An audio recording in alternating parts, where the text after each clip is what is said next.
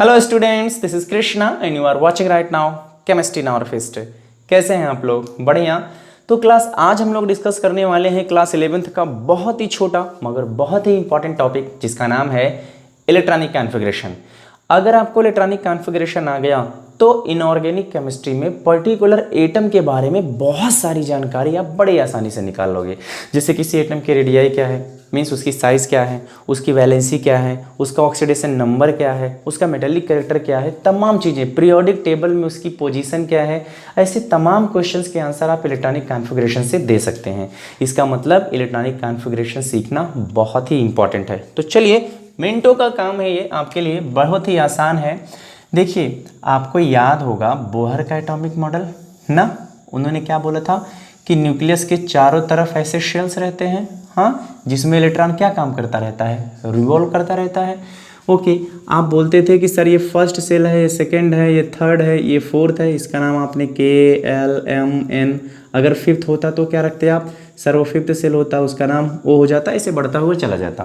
तो थोड़ा ध्यान दीजिएगा, आप जानते हैं ये है शेल, शेल की नेम क्या है? KLMN ऐसे। ओके, के को हम लोग क्या बोलते हैं? फर्स्ट सेल, एल को सेकंड, एम को थर्ड, एन को 4, ऐसे ओ होता तो 5, 6 ऐसे होता हुआ चला जाता। हम जानते हैं क्लास, शेल जो है वो सब शेल का मिलकर के बना हुआ है। शेल किससे मिलकर बना हुआ है? सब शेल से मिलकर के बना हुआ है। किस शेल के पास कितना सब शेल होगा यही हमें पता लगाना है और इलेक्ट्रॉनों को फिल करना है, जो कि बहुत इजी है। देखिए, टोटल नंबर ऑफ इलेक्ट्रॉन हम लोग 2n² से इन अ पर्टिकुलर शेल पता लगा सकते हैं ना। K में कितना इलेक्ट्रॉन होगा तो आप बताओगे sir 2n² is equal to होगा 2, n की जगह रखूंगा 1² इज इक्वल टू 2। क्यों? क्योंकि n की जगह पर नंबर ऑफ शेल हमें रखना है, तो इसका मतलब K के पास कितना इलेक्ट्रॉन रहता है? 2। ऐसे ही L की बात अगर हम लोग करें तो क्या होगा क्लास? सर 2n² 2 और 2 का स्क्वायर, 2 2 जा 4 2 जा 8। ऐसे m की बात अगर हम लोग करें तो सर 2n² इस जगह इस बार क्या रख देंगे हम? 3 रख देंगे। m में 3 है वैल्यू, 3 3 जा 9 18। ओके, अगर ऐसे n का हमें चाहिए होता तो हमें क्या पता चलता? सर 4 का स्क्वायर, 4 4 जा 16 2 जा 32।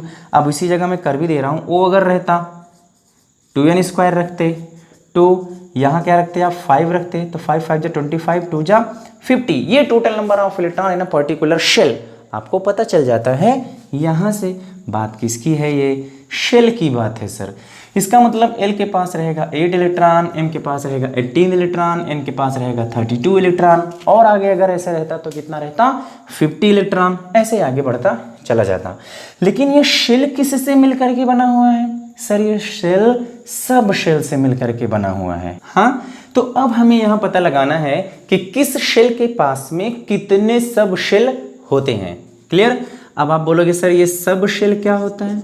हाँ, सब शेल क्या होते हैं? आपको याद होगा S P D F G H I, ये सब क्या है? सब शेल होते हैं। जिस तरीके से आपने total number of electron in a particular shell में पता लगाने के लिए इस फॉर्मूले का इस्तेमाल किया, वैसे total number of electron in a particular sub shell आप बड़ी आसानी से 4l+2 से निकाल सकते हैं। क्लियर?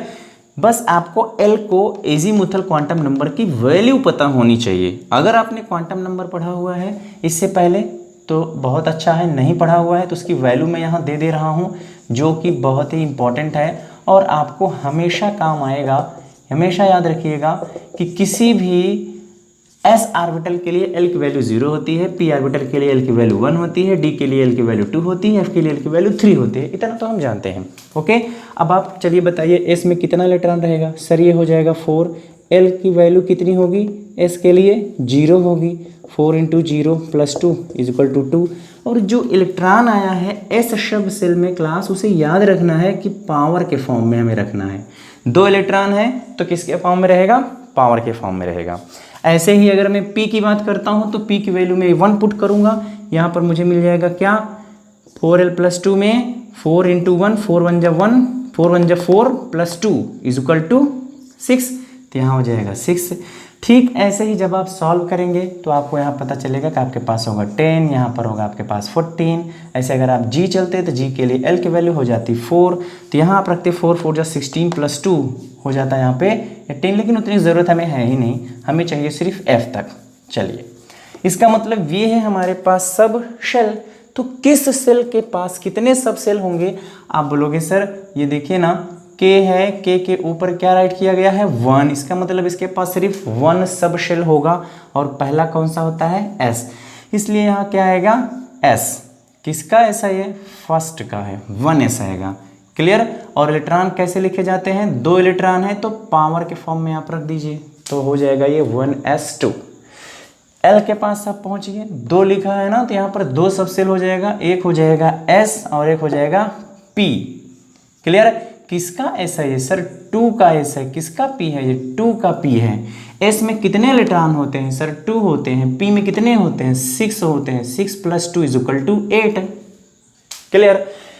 थर्ड में आप पहुंचिए, एम में, तो एम में 3 ऊपर राइट किया गया है, तो इसके पास, इसका मतलब इसके पास 3 सब सेल होंगे, एक होगा एस, एक होगा पी, एक होगा डी। किसका?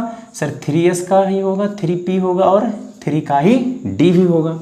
एस में 2 इलेक्ट्रॉन, पी में 6 इलेक्ट्रॉन, डी में 10 इलेक्ट्रॉन। अब टोटल आप कैलकुलेट करो तो आपको पता चलेगा कि सम 18 के इक्वल ही आएगा। एन में आप पहुंचिए, इसमें कितने सब शेल होंगे? सर इसमें होगा 4, S P D F.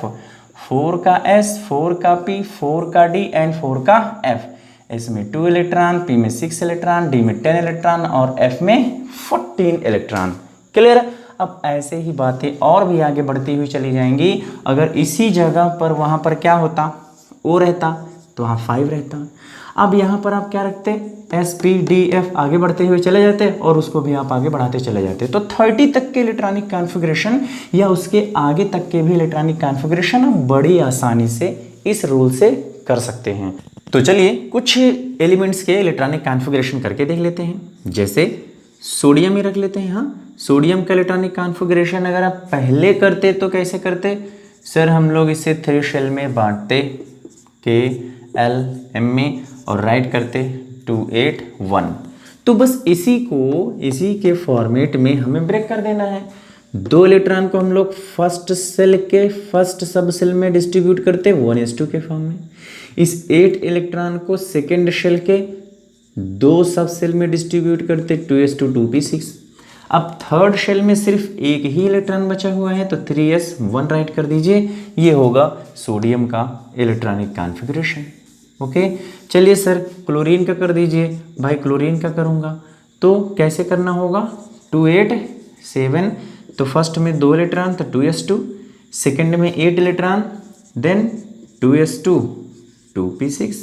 Okay, first में 2 इलेक्ट्रॉन 1s2, फिर 2s2 2p6, यहाँ 7 इलेक्ट्रॉन है, तो भाई 3s2 पहले आता है, 2 इलेक्ट्रॉन चला गया, बचा कितना इसमें 5, तो 3p5। ये होगा क्लोरीन का इलेक्ट्रॉनिक कॉन्फ़िगरेशन। तो क्या सर सारे एलिमेंट का इलेक्ट्रॉनिक कॉन्फ़िगरेशन इसी से हो जाएगा? जी नहीं, ये तो बेस था। 2 रूल आपको तैयार करके रखने हैं, तो किसी भी एलिमेंट का इलेक्ट्रॉनिक कॉन्फ़िगरेशन आप बड़ी आसानी से कर सकते हैं। वो कौन सा है? Aufbau rule and Hund rule. Okay, तो अब मैं वहां जाकर के आपको अबाउ रूल हुंड रूल तो नहीं बताने वाला हूं, क्योंकि इसके बारे में हमारी आपसे चर्चा हो चुकी है हम लोग, लेकिन फिर भी थोड़ा सा रिवीजन ले लेते हैं कि अबाउ ने क्या कहा था। तो ध्यान दीजिए क्या बात हुई थी अबाउ के बारे में। अबाउ ने कहा था कि इलेक्ट्रॉन सबसे पहले उस ऑर्बिटल में जाएंगे जिस ऑर्बिटल की एनर्जी सबसे कम होगी। अब ये हमें पता लगाना है क्लास कि किस ऑर्बिटल की एनर्जी सबसे कम है और किस ऑर्बिटल की एनर्जी सबसे ज़्यादा है।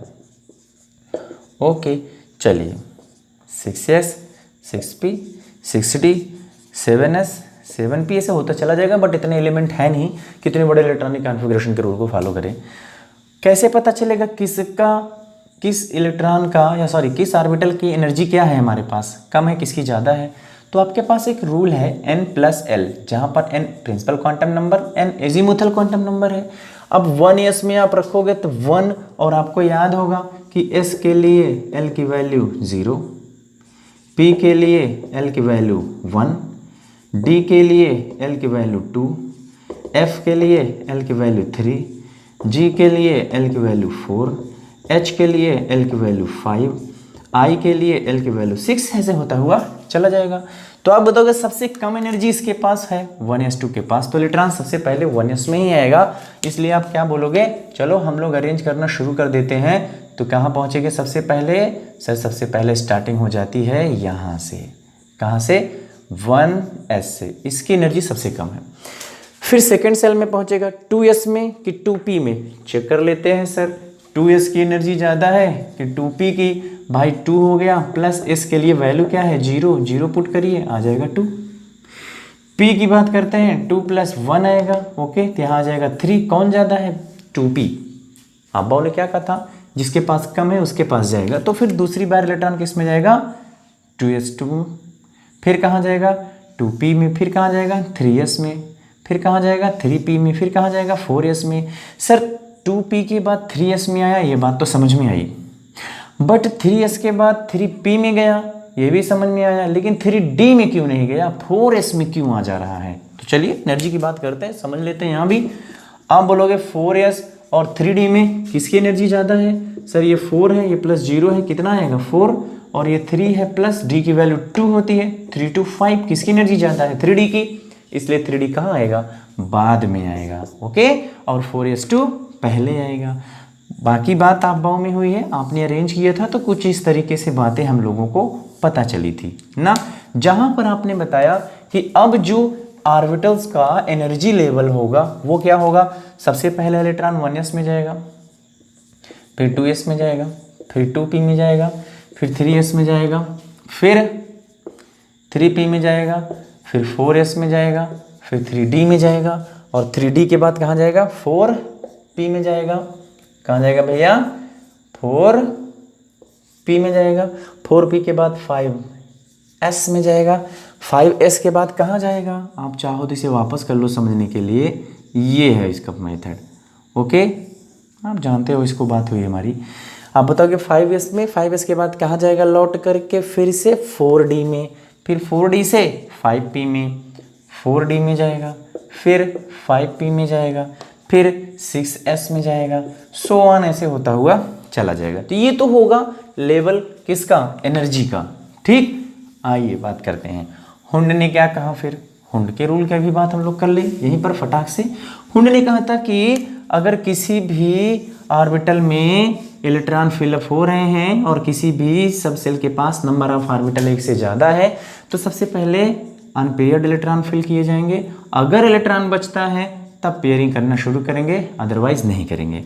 मतलब अगर हमारे पास 3p4 है तो आप इस 4 इलेक्ट्रॉन को पहले 3 दे दो, फिर शुरू से फिलअप करना शुरू करो, तो ये सही है। लेकिन अगर 4 को आप स्टार्टिंग में ही पेयर कर देते हो तो फिर ये गलत है, इसकी ज़रूरत पड़ेगी अभी स्टेबिलिटी में। तो चलिए कुछ एलिमेंट्स को उठाते हैं और इसी रूल पर इलेक्ट्रॉनिक कॉन्फ़िगरेशन करके देख लेते हैं। बहुत ही आसान है सर, अब तो हम कर ही ले जाएंगे। सर हाइड्रोजन का 1 है, इलेक्ट्रॉनिक कॉन्फ़िगरेशन 1s1 आएगा। हीलियम के एटॉमिक नंबर 2 है, सर इसका 1s2 आएगा, 2 इलेक्ट्रॉन इसी में होंगे। लिथियम का कितना है सर 3 है, इसका कितना आएगा सर 1s2 आएगा एंड 3s1 आएगा। बेरिलियम का 4 एटॉमिक नंबर होता है, सर इसका 1s2 2s2 आएगा। बोरान का 5 होता है, तो आप बताओगे सर 1s2 2s2 2p1 आएगा, क्योंकि 1 ही इलेक्ट्रॉन बच रहा है, तो ऐसे आप करते हुए चले जाओगे। चलो सर वनेडियम का बताइए, तो आएंगे आप vanadium 1s2 2s2 2p6 3s2 3p6, इसके बाद क्या आएगा 4s2 एंड 3d3, ना कि 3d पहले ही रख दोगे। अच्छा अगर आपने 3d पहले रख दिया तो क्या होगा इस जगह पर भाई 3d में मैक्सिमम नंबर ऑफ इलेक्ट्रॉन कितने रह सकते हैं, 10 इलेक्ट्रॉन रह सकते हैं, कितने 10। तो आप बोलोगे 2 to 4 4 6 10 to 12 6 18, और हमारे पास कितने बचे हैं 5, तो आप 5 इसी में डाल दोगे, क्योंकि हमें 10 इलेक्ट्रॉन इसमें डालना है, मैक्सिमम 10 इलेक्ट्रॉन। तो अभी तो 5 कम है ना, तो डाल सकते हैं, लेकिन ये गलत होगा। हम जानते हैं 4s और 3d में कौन पहले आएगा, 4s आएगा, इसलिए 3d नहीं रहेगा यहाँ पे, 4s2 रहेगा, देन 3d 3 रहेगा। ओके ठीक इसी तरीके से अगर आप निकिल का इलेक्ट्रॉनिक कॉन्फ़िगरेशन करते हो जिसका एटॉमिक नंबर 28 है, तो आप बोलोगे sir 1s2 2s2 2p6 3s2 3p6 4s2 3d8। Okay, अब करते हैं इलेक्ट्रॉनिक कॉन्फ़िगरेशन दो ऐसे एलिमेंट का जो इस रूल को फॉलो नहीं करते हैं। हाँ, जिसमें से पहला है क्रोमियम और दूसरा है हमारे पास कॉपर। ये दोनों ही एक्सेप्शन हैं। कैसे? चलिए, क्रोमियम का इलेक्ट्रॉनिक कॉन्फ़िगरेशन अगर आप करेंगे तो आपको पता चलेगा 1s2 2s2 2p6 3s2 3p6 4s2 3d4 होना चाहिए। यही रूल ही है।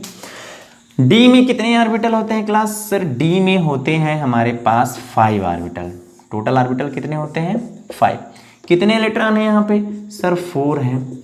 आपसे बात हुई थी, समझिएगा, या तो ऑर्बिटल हाफ फील्ड हो तो स्टेबल होगा, ओके, हाफ फील्ड हो तो स्टेबल होगा, या फिर वो फुल्ली फील्ड हो तो स्टेबल होगा।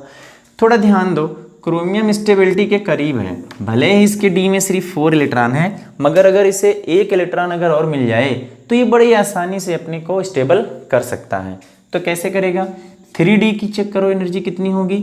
आप बोलोगे सर 3 प्लस d की होती है 2 इज इक्वल टू 5, ये होगा 4, s की 0 तो हो जाएगा 4। इसका मतलब 3d की एनर्जी ज़्यादा है, 4s की एनर्जी कम है। तो 3d क्या काम करेगा इस जगह पर?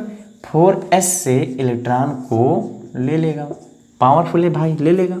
तो ये एक इलेक्ट्रॉन 4s2 में से एक इलेक्ट्रॉन निकल के d ऑर्बिटल का जो अभी अनपेयर वाला पार्ट बचा हुआ था, जिसे अनपेयर करना था, हाफ फील्ड रखना था, वहां जाकर के फिल कर जाएगा और हमारा क्रोमियम स्टेबल फॉर्म में चला जाएगा।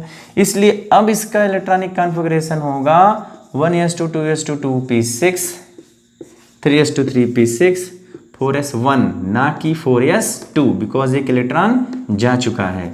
और साथ में 3d4 नहीं, 3d5, ये होगा correct electronic configuration of chromium. Copper का चलिए बात कर लेते हैं ठीक इसी तरीके से। तो आप बोलोगे 1s2 2s2 2p6 3s2 3p6 4s2 3d9। अगर 9 मिल रहा है क्लास यहाँ पे तो आप बोलोगे सर 9 इलेक्ट्रॉन के लिए अगर हम लोग देखते हैं इस जगह पे, तो एक इलेक्ट्रॉन की कमी है उसे अपने आप को कंप्लीटली फुलफिल्ड करने में, स्टेबल करने में। फिर वही बात, ये 3d है और ये 4s2 में 2 इलेक्ट्रॉन है, d की एनर्जी ज़्यादा है, तो एक इलेक्ट्रॉन कहाँ चला जाएगा? यहाँ, और इसे फिल कर देगा, ये स्टेबल हो जाएगा और इलेक्ट्रॉनिक कॉन्फ़िगरेशन ऑफ कॉपर हो जाएगा 1s2 2s2 2p6 3s2 3p6 4s2 नहीं 4s1 और 3d9 नहीं 3d10। ओके, बाकी बहुत सारे एक्सेप्शन हैं, बस 30 तक के इलेक्ट्रॉनिक कॉन्फ़िगरेशन में आपके पास 2 ही हैं, बाकी जितने भी एक्सेप्शन हैं सब एक्सपेरिमेंटल हैं। ओके, चलिए, ये तो हो गए सर एक्सेप्शन वाले के इलेक्ट्रॉनिक कॉन्फ़िगरेशन। अब चलिए 2 और बचे हैं electronic configuration, cation and anion के। ओके देखो, अगर किसी भी एटम पर पॉजिटिव चार्ज लगा है, इसका मतलब उस एटम से लॉस ऑफ इलेक्ट्रॉन हुआ है, और किसी एटम पर नेगेटिव चार्ज लगा हुआ है तो इसका मतलब उस एटम से गेन ऑफ इलेक्ट्रॉन हुआ है। जैसे मान लो मैंने कह दिया वनेडियम का इलेक्ट्रॉनिक कॉन्फ़िगरेशन करो, तो आप बोलोगे sir 1s2 2s2 2p6 3s2 3p6 4s2 and 3d3, एकदम सही है। लेकिन अगर अब मैं कह दूं कि वनेडियम प्लस 3 का इलेक्ट्रॉनिक कॉन्फ़िगरेशन करो, इसका मतलब इलेक्ट्रॉन क्या हुआ है? लॉस हुआ है। कितना इलेक्ट्रॉन लॉस हुआ है? 3, मतलब यहाँ 23 में से 3 चला जाएगा तो बचेगा कितना? 20। तो आपको इलेक्ट्रॉनिक कॉन्फ़िगरेशन अब इस बार 23 का नहीं करना क्लास, 20 का करना है। तो कैसे करोगे? 1s2 2s2 2p6 3s2 3p6, यहाँ तक तो 18 हो गया, हमें 20 ही चाहिए। तो आप बोलोगे सर ये हो जाएगा 4s2 और ये 3d3, 3 electron outer most shell से निकल जाएगा। क्लियर? तो क्या हो जाएगा इलेक्ट्रॉनिक कॉन्फ़िगरेशन ये। लेकिन नहीं, ध्यान दो, आप ध्यान दीजिए तो आपको पता चलेगा कि वनेडियम के पास नंबर ऑफ शेल है 4 और ये है 4 सेल सबसे बाहर, वहाँ मौजूद रहेगा, शेल में मौजूद रहेगा ये 4 सब सेल। ओके सर, 3d तो बाहर रहेगा ना, ये 3d की एनर्जी ज़्यादा है, इसलिए इलेक्ट्रॉन का डिस्ट्रीब्यूशन यहाँ बाद में होगा, जबकि 3d की पोजीशन 4s2 से पहले रहेगी, यहाँ रहेगी, इसलिए न्यूक्लियस का फोर्स स्ट्रांगली 3d पर लगेगा और 4s पे कम लगेगा। आई बात समझ में? इसलिए जब हम हीट देंगे तो इलेक्ट्रॉन पहले कहाँ से निकलेगा? आउटर मोस्ट सेल से, तो 4s2 पहले निकल जाएगा यहाँ से, तो 4s2 गायब। लेकिन निकालना कितना था? 3, एक और इलेक्ट्रॉन हमें चाहिए। तो अब अगर 4s2 निकल गया तो आउटर मोस्ट सेल 4 था पहले, अब जब 4s2 निकल गया तो आउटर मोस्ट सेल कौन बच गया? 3d 3, तो एक इलेक्ट्रॉन 3 में से भी जाएगा और क्लियर इलेक्ट्रॉनिक कॉन्फ़िगरेशन आपका होगा 3d2। ओके, चलिए ऐसे ही एक और देख लेते हैं जल्दी से। आयरन का एटॉमिक नंबर 26, इलेक्ट्रॉनिक कॉन्फ़िगरेशन करो। 1s2 2s2 2p6, 3s2 3p6, 4s2 और साथ में 3d6। चलो अब अगर मैं आपसे कह दूं कि नहीं भाई आयरन +3 का इलेक्ट्रॉनिक कॉन्फ़िगरेशन करो कैटायन का, तो आप बोलोगे +3 मतलब लॉस ऑफ इलेक्ट्रॉन हुआ है, 26 में से 3 इलेक्ट्रॉन माइनस कर देंगे, इस बार इलेक्ट्रॉनिक कॉन्फ़िगरेशन 23 का करेंगे, 26 का नहीं करना है। तो आप बोलोगे 1s2 2s2 2p6, 3s2 3p6, फिर वही 4 से जाएगा इलेक्ट्रॉन, ना कि 3 से जाएगा। 2 इलेक्ट्रॉन जाएगा, हमें 3 चाहिए, एक 6 से चला जाएगा और ये हो जाएगा 3d5 6 की जगह पर। और जैसे ही ये 3d5 होगा, इसका हर एक ऑर्बिटल सिंगल इलेक्ट्रॉन लेकर के हाफ फिल्ड हो जाएगा और Fe+3 मोर स्टेबल आयन बन जाएगा। ओके, ये तो बात हो गई किसकी? कैटायन की। अब आगे बात कर लेते हैं किसकी? एनायन की। एनायन में क्या बताओगे? सर गेन ऑफ इलेक्ट्रॉन होता है। जैसे मान लो मैंने कह दिया ऑक्सीजन का इलेक्ट्रॉनिक कॉन्फ़िगरेशन करो, तब बोलोगे सर 1s2 2s2 2p4, किसमें क्या बात? बहुत ईजी है। अब अगर मैं कह दूं नहीं भाई -2 का इलेक्ट्रॉनिक कॉन्फ़िगरेशन करो, -2 का मतलब 2 इलेक्ट्रॉन गेन किया गया, 8 तो पहले ही था, 2 इलेक्ट्रॉन और आ गया, अब क्या हो गया 10। अब इलेक्ट्रॉनिक कॉन्फ़िगरेशन आपको 8 का नहीं करना है क्लास, 10 का करना है, तब आपको मिलेगा 1s2 2s2 2p6। अब p में 6 इलेक्ट्रॉन आ जाएगा, तो ये क्या हो जाएगा भैया? ये हो जाएगा स्टेबल। आई बात समझ में? ओके, अब जैसे मान लो मैंने क्लोरीन दे दिया 17, इलेक्ट्रॉनिक कॉन्फ़िगरेशन करो 1s2 2s2 2p6 3s2 3p5, लेकिन मैंने कह दिया नहीं भैया क्लोरीन माइनस का करो, तो आप बताओगे -1 मतलब एक इलेक्ट्रॉन गेन किया गया है, तब 17 था, एक और ले लेगा 18 हो जाएगा। तो किसका इलेक्ट्रॉनिक कॉन्फ़िगरेशन करना है? 18 का। तब आप बताओगे 1s2 2s2 2p6 3s2 3p6, फिर वही p6 आया, p में कितने इलेक्ट्रॉन? 6, इसका मतलब ये हो जाएगा स्टेबल। क्लियर? तो ये थे आपके इलेक्ट्रॉनिक कॉन्फ़िगरेशन। मतलब इलेक्ट्रॉनिक कॉन्फ़िगरेशन में आपको 3 चीज़ों का इलेक्ट्रॉनिक कॉन्फ़िगरेशन करना है क्लास। एक तो करना है सिंपल एटम का, ओके, 1 to 30 में एक करना है किसका? एक्सेप्शन वाले का, किसका? क्रोमियम का और कॉपर का, एक्सेप्शन वाले का। और तीसरा किसका करना है? कैटायन एंड एनायन का। ओके, अब अगर इन तीनों का इलेक्ट्रॉनिक कॉन्फ़िगरेशन आपको आ गया है या प्रैक्टिस करिएगा आ जाएगा, तो आपको तमाम तरीके के क्वेश्चंस के आंसर आ जाएंगे कि किसी पर्टिकुलर एलिमेंट की पीरियोडिक टेबल में पोजीशन क्या है, उसकी रेडियाई क्या है, उसका आयनाइजेशन एंथैल्पी क्या होगा, उसकी इलेक्ट्रॉन गेन एंथैल्पी क्या होगी। समझ रहे हो ना बात को? मतलब तमाम जानकारी हम लोगों को पीरियोडिक टेबल में मौजूद एलिमेंट्स के बारे में मिल जाएंगी, ठीक, जो कि कहलाएगा इलेक्ट्रॉनिक कॉन्फ़िगरेशन का एप्लीकेशन। और एप्लीकेशन लेके मिलेंगे हम लोग अगले वीडियो में।